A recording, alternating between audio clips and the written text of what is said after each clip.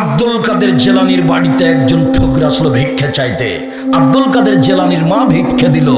তো ফকির আব্দুল কাদের জেলানির মাকে দেখে আকৃষ্ট হলো। তখন আব্দুল কাদের জেলানি মায়ের পেট থেকে বুঝতে পারলো এটা, মনটা খারাপ করে মায়ের পেট থেকে বের হয়ে ফকিরকে হত্যা করে দিল। তো ওখানে তার এমন কেউ নেই যদি লাভ দেখে ওঠা বলতো, জনাব আব্দুল কাদের জেলানি তো না হয় বাঘের আকৃতিতে বের হলেন, এখনো তো তার প্রসাবের সময় হয়নি, এখন মায়ের পেটে আবার গেলেন কিভাবে? এইটা যদি কেউ বলতো তাহলে হতো। তো এটা তো বক্তব্য দিচ্ছে, কে কার কথা শুনে? আপনি অবাক হবেন, ধর্ম এভাবে বিক্রি হচ্ছে। পৃথিবীর মানুষ শুনে রেখো, আমি জাতির সামনে তিনটা আশঙ্কা করে গেলাম। এক, আলেম ওলামা ধর্ম বেচা খাবে, ধর্ম বিকৃত ধর্ম তারা মানুষের সামনে পেশ করবে।